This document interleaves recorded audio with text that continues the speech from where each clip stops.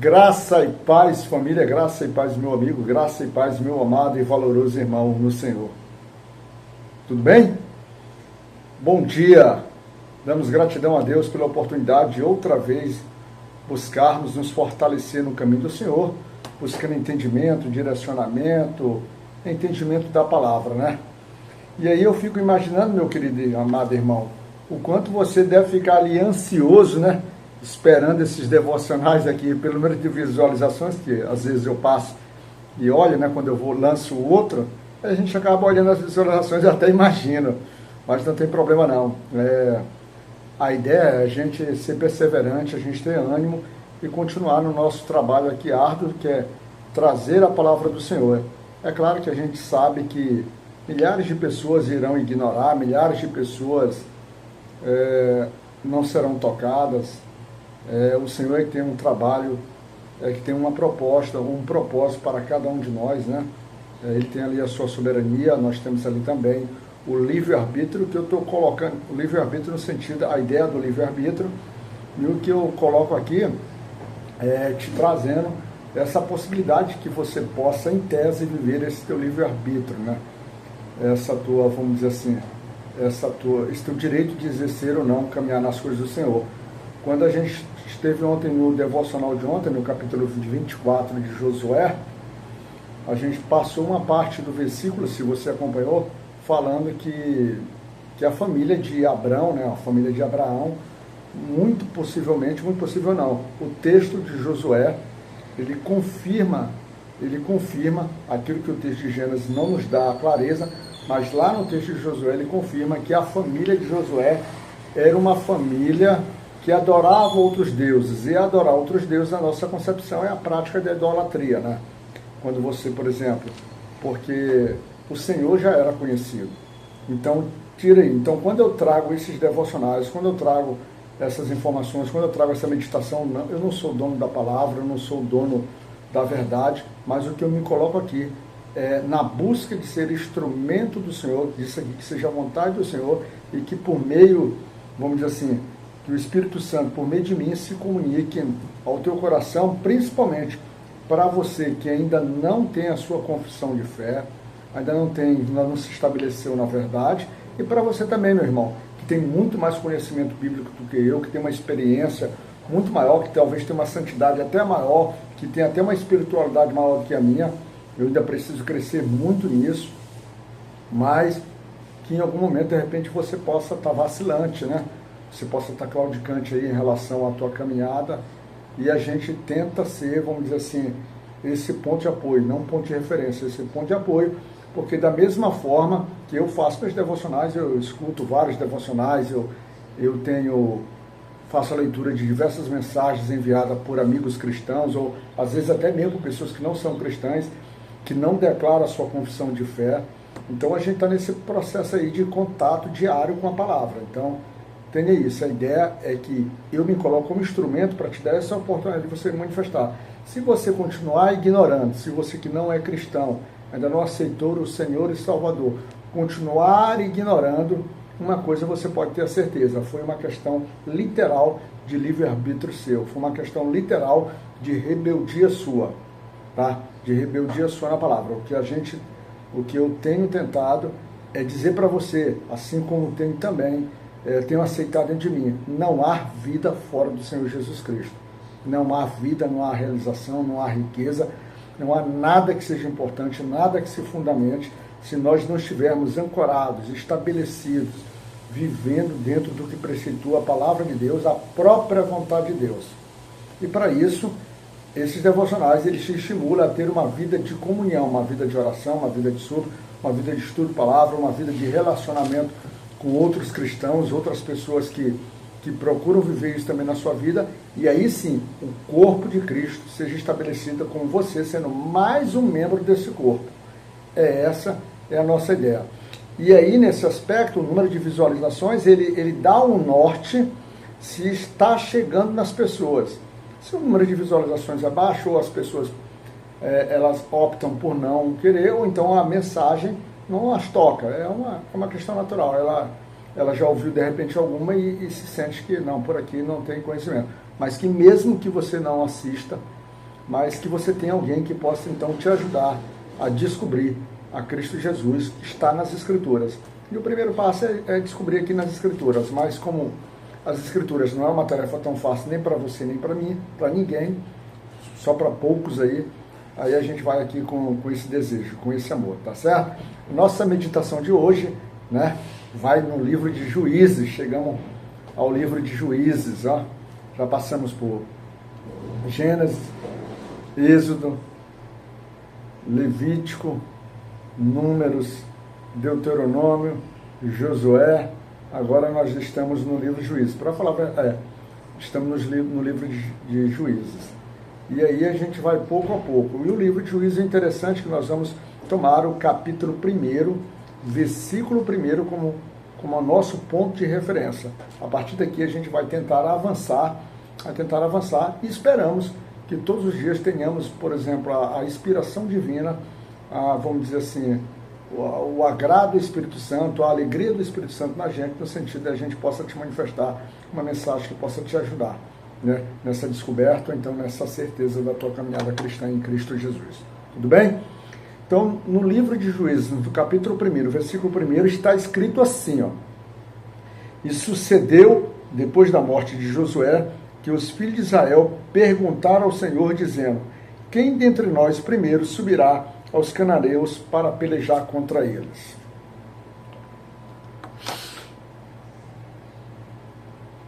Quando a gente estudou ali a história de Josué, a gente vai ver diversos avanços, o avanço do povo hebreu, o avanço do povo judeu, o avanço do povo de Israel, ou das tribos de Israel, avançando e tomando posse sobre aquilo que foi determinado pelo Senhor, que seria deles.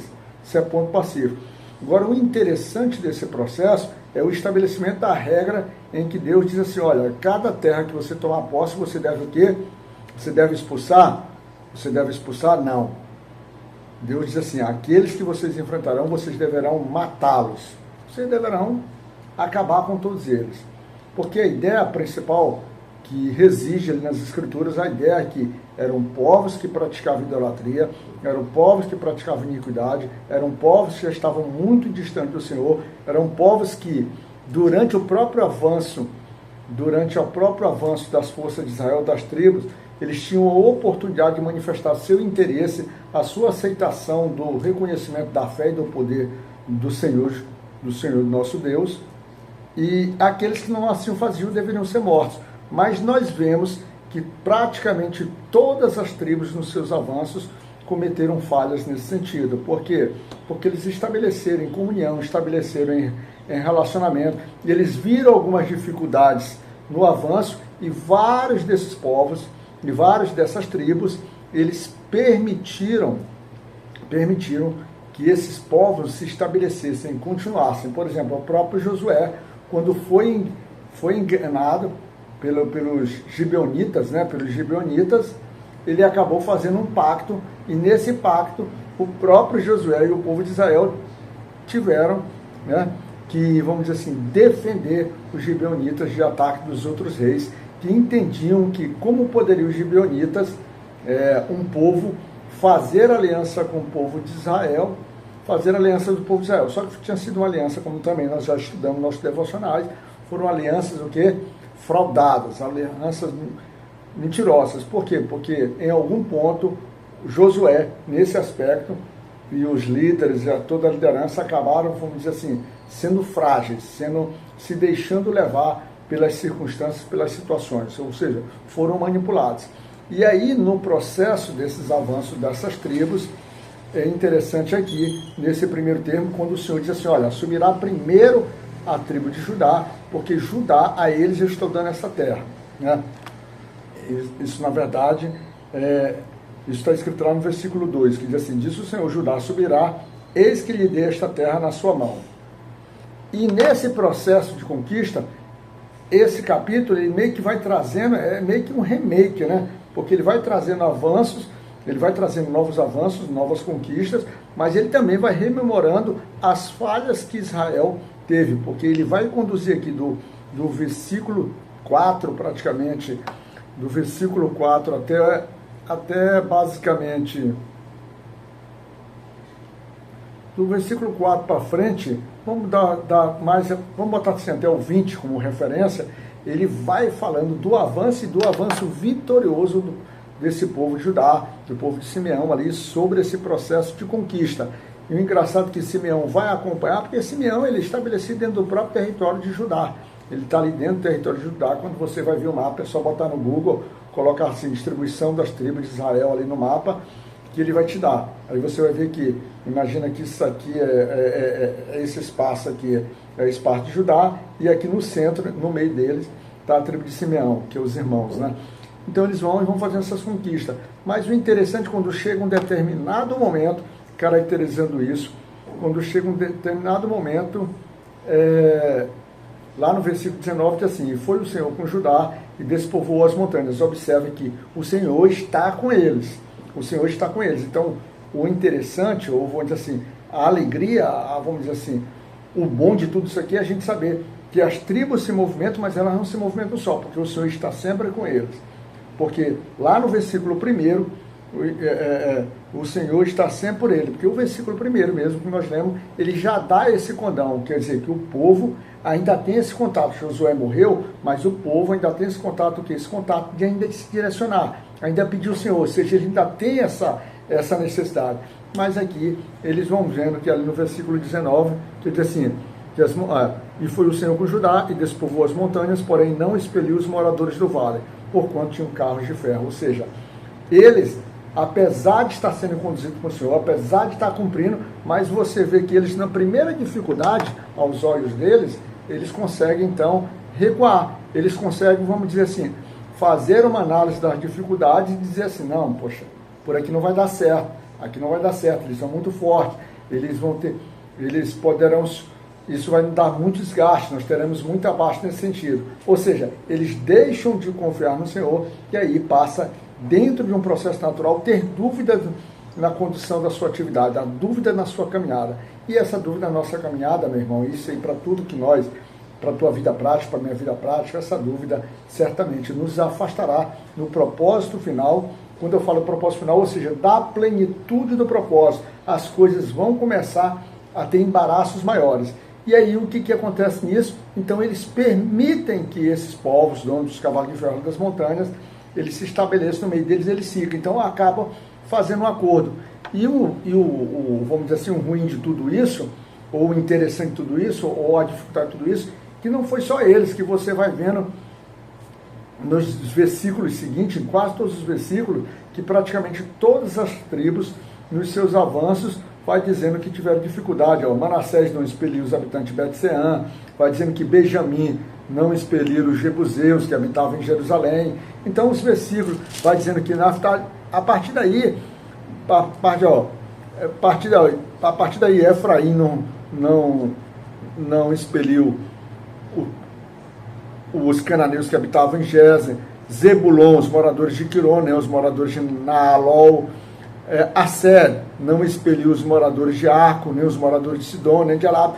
Ou seja, Naftali, ou seja, todo mundo deixou de, por exemplo, quando fala expelir, fazer o que tinha que ser feito, matar, ou seja, de exterminar aquele povo. Por que eles fizeram isso? Porque em algum momento eles vislumbraram ou vantagens ou dificuldades. E quando a gente vislumbra vantagens ou dificuldades, como se alguém pudesse nos oferecer maior vantagem do que o próprio Senhor, ou como se alguém pudesse nos criar dificuldades ou resistência a ponto que não nós, mas que o Senhor não pudesse, vamos dizer assim, fazer com que essas resistências foram quebradas. E aí, nesse processo, há uma marcação, vamos dizer assim, importante para os livros de Juízes, para o contexto do que nós trataremos aqui no livro de Juízes, que é o afastamento do povo de Deus, o afastamento de Deus, do povo de Deus, dos propósitos iniciais de Deus, iniciado dentro do coração de cada um. É como a gente faz isso na nossa vida prática. Quando você se afasta da vontade do Senhor, quando Ele te estabelece para cumprir a missão, quando você tem essa certeza que é o Senhor que fala contigo, não a tua liderança, a tua igreja, não os irmãos que toda hora chegam para ti, não, porque Deus me falou isso, que é possível que Deus tenha falado, não estamos dizendo que Deus não tenha falado, mas interessante que, se você se estabelece na comunhão com o Senhor não só, Ele te, vamos dizer assim, Ele te trará essas informações pelo próprio irmão lá, mas como ele vai trazer, ele pode trazer essa informação e te confirmar diretamente contigo, né? Diretamente contigo. Então, isso aqui era um povo que tinha. Mas observais que aqui, a partir de agora, nós temos um grande problema, que é um povo que inicia o quê? Sem uma liderança específica. Mas observar que muito do que aconteceu aqui também existia o aspecto da liderança do próprio Josué, e mesmo assim, vamos dizer assim, parte da missão foi cumprida, parte da ordem de Deus, parte daquilo que foi estabelecido, mas outra parte, nós como homens imperfeitos, pecadores, né? Ou até mesmo interessados em algum aspecto, em algum resultado, a gente acaba, vamos dizer assim, manipulando ou fazendo apenas parte do que Deus nos estabelece. E as consequências certamente virão. Nós isso viveremos a partir do capítulo 2 em diante, tá certo? Fica na graça de Deus Pai, meu irmão, fica na graça de Deus Pai, seja vigilante, seja atento, o Senhor está te chamando, o Senhor chama a tua casa, o Senhor chama teus filhos, assume tua posição de sacerdote, assume tua posição de líder, e você varou aqui, e você varou também, você se encontra no Senhor, estabeleça, seja braço forte com os filhos, na educação dos filhos, no direcionamento dos filhos, mas ponha-se também na submissão ao seu marido, na submissão de homem de Deus, uma submissão não que te crucifique, mas uma submissão que faça você, o seu marido, sua casa, seus filhos prosperarem diante do Senhor. Que assim seja, ou seja, entendamos a vontade do Senhor e passamos na sua totalidade para poder viver com a sua perfeição. Que o Senhor, nosso Deus e Pai Todo-Poderoso, abençoe tua casa, te dê proteção e te sustente nessa caminhada difícil, mas que no final é muito prazerosa, é muito virtuosa e só de bênção para a eternidade. Que Deus possa te cuidar, meu irmão.